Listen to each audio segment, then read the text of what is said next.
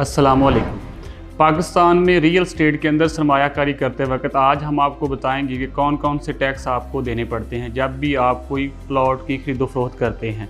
तो सबसे पहले ये ज़रूरी इसलिए होता है कि आपकी आमदनी को रेगुलेट किया जाए, जो बाद में आपके लिए आसानी हो। नंबर 1 के ऊपर आता है capital gain tax. Capital gain tax वो होता है कि जब आप कोई प्रॉपर्टी फ़रोख्त करते हैं तो आपकी कीमत खरीद से आपकी कीमत फ़रोख्त जो इजाफा होता है उसको कैपिटल गेन टैक्स बोलते हैं।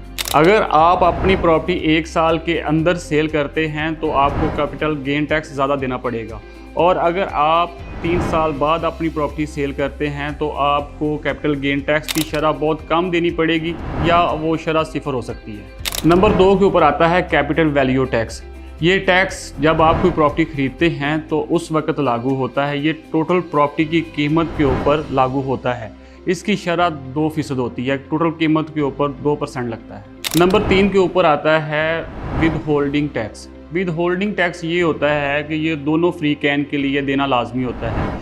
ख़रीदार के लिए 1% होता है और बेचने वाले के लिए 2% होता है। अगर ख़रीदार फाइलर नहीं है तो उसको 2% देना पड़ेगा, अगर बेचने वाला फाइलर नहीं है तो उसको 4% देना पड़ेगा। ये टोटल कीमत के ऊपर 1% ख़रीदार को देना पड़ता है और 2% जो है वो फ़रोख्त करने वाले को देना पड़ता है। Number 4 federal excise duty.